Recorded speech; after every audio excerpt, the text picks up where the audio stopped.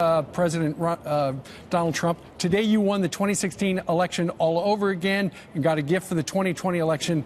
They'll never get you because they never get you. You wrote. I did.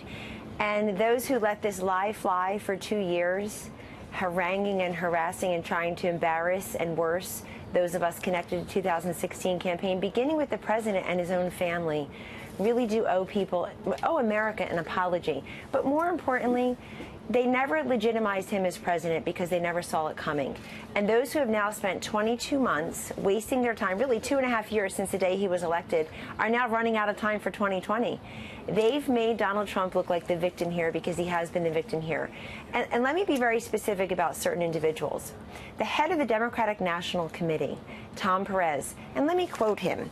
He said repeatedly that there is, quote, mountain of evidence of collusion between the campaign and the Russians. This is a man whose own DNC, along with Hillary Clinton's campaign, first funded that phony dossier that got us to where we are. Then you have Adam Schiff. Talk about an oxymoron. This man heads the Intelligence Committee in the House.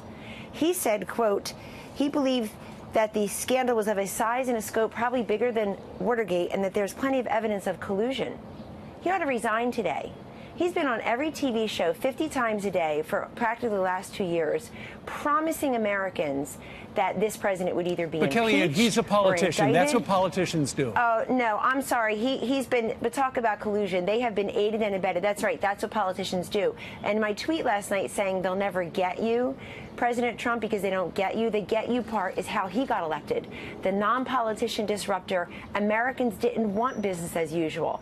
But think of all the time and money that has been wasted, not just on this investigation, which is the second most expensive investigation by day since the special counsel was created 40 years ago. But think about all the people who are suffering from drug addiction, who couldn't get the media to cover on the greatest scourge of our times. Think about all the people languishing in prison who were ignored even though this president put forth criminal justice reform. Think about all the property owners and taxpayers and small business owners who don't know that the deregulation is there to help them. People ran around basically calling the president of the United States a Russian asset or a Russian agent. Well, And John that Brennan goes in particular. beyond John Brennan in many particular. people, Now many listen, TV lawyers, many people letting the lie fly. do you think the president, as talked about today in Axios, according to their sources, is going out for vengeance and will call for some people in the media to be fired? I talked to the president very late last night after he returned from Mar-a-Lago, and he said none of that. But I will repeat to you what I said to your own Chris Wallace on Fox News Sunday around January 29th, 2017, which is that we were going to have joint custody of this country for 8 years, we being the White House and the media, and that we are duty-bound together to give the American people the truth and the facts that affect them. Yeah. Not people curating and doing advocacy journalism, but give people news they can use. Give people information. Why do these veterans actually know everything that's available to them? And so what I told Chris Wallace then is not a single person in the media who got the 2016 elections so chronically and embarrassingly wrong lost their jobs. And they probably won't hear too. Look what they did to Brett Kavanaugh. The second most popular story in the Trump presidency was the Russian collusion fake hoax nonsense. The most covered stories I read last night in a condensed period of time was Brett Kavanaugh. And they treated him the same way. That was a microcosmatic version of what they tried to do to President Trump and his campaign and his family for the last 2 years. It's a drive-by.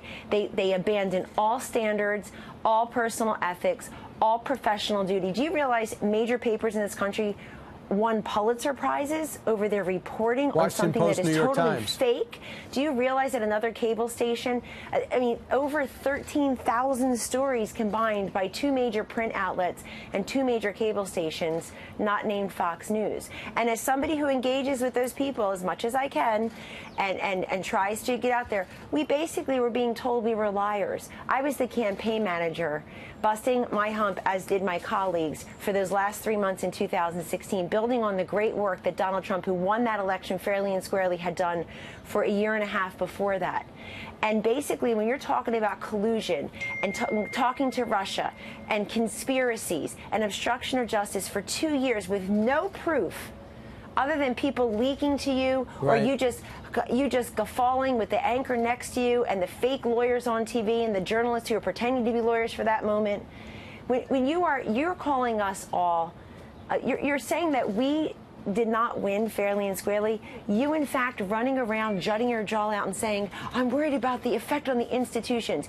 You were disparaging the institutions. You were demeaning and deriding our great democracy, the presidency of the United States. Adam Schiff should resign. He has no right, as somebody who has been peddling a lie day after day after day, unchallenged and not under oath. Somebody should have put him under oath and said, you have evidence? Where is it? Because Bob Mueller already ran the fair and the full investigation.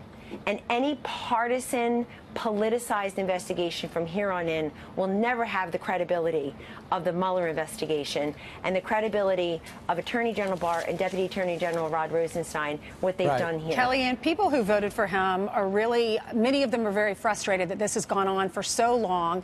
And then in the end, there was no collusion, yet Hillary Clinton got off scot-free. Kimberly Stossel had a fabulous editorial op-ed in the Wall Street Journal, and she said the FBI unleashed its powers on the presidential candidate. Rod Rosenstein even said he was alarmed by the bias against President Trump from Strzok and Page. The president yesterday said it is time to investigate the other side as well. If you're going to investigate me this way, you got to be fair and investigate the other side. What happens next? Our democracy and the truth should bear nothing less. And those who have run around for 2 years thinking they can get this president, they can frog march him out of this White House, just did two things. One, they legitimized all calls for a full investigation of how we got to this place in the first place. Let's see everything that attended to the FISA warrant. Let's see all of the communications happening at the top levels of the FBI during the Obama administration and during getting that, quote, insurance policy, deriding those Trump voters and the rest of us as filthy Walmart shoppers and all the other slights, all the snark and bark from the elitist intellectual snobs. Well, let's see it all. Let's let it all hang out. They did two things. They did that. And the other thing they've done is they've showed that that the Department of Justice and the FBI cured itself very quickly. What Mueller and Barr and Rosenstein and the rest of them here have done is a great service to our democracy. They repaired us because what was happening at the highest levels of the FBI was an absolute disgrace. And those who legitimized and gave Comey and McCabe, imbuing them this credibility, these great book tours, shame on them too, because Comey, we know, has lied under oath and he's a big leaker. Those leaks got us to where we are. The leaks and the accusations gave us the obstruction of justice nonsense. Right. Kellyanne, we had Mike Huckabee on about 20 minutes ago, and he suggested, as we look at how this all started, he said, look, it happened on Barack Obama's watch, and he listed some names of people in the West Wing. So the big question is, how high does this go? Well, let's see. We should see, shouldn't we? Because those who have called for full and fair investigation, I must get the truth. We will not stop. Facts first. Have at it. We've got time. You have not stopped. You've not winced a single moment. You've not reflected or been reluctant to waste $25, $30 million of taxpayer dollars. 13 requests of foreign governments. Pen registers, subpoenas, 500 witnesses, all these subpoenas. So, and you came up with nothing. No obstructive conduct, no collusion, no more indictments. And by the way, nobody named Trump or Kushner indicted, folks. And we were, people would whisper in our ears, look out, don't be in a meeting with them. Everybody's got a duck. I mean, what a bunch of nonsense. And nobody will reflect because they listen to that. But let's let it all hang out. Let's see what happened with the FISA warrants, the phony dossier. Let's see what Hillary Clinton. Oh, why are you still talking about Hillary Clinton? Because, folks, you wouldn't let the 2016 election go. Kellyanne? And now you're running up against 2020, and you got a big old nothing. Beto O'Rourke 2 days ago said there's beyond a shadow of a doubt that the president colluded. What is he talking about? People should be, there should be a reckoning.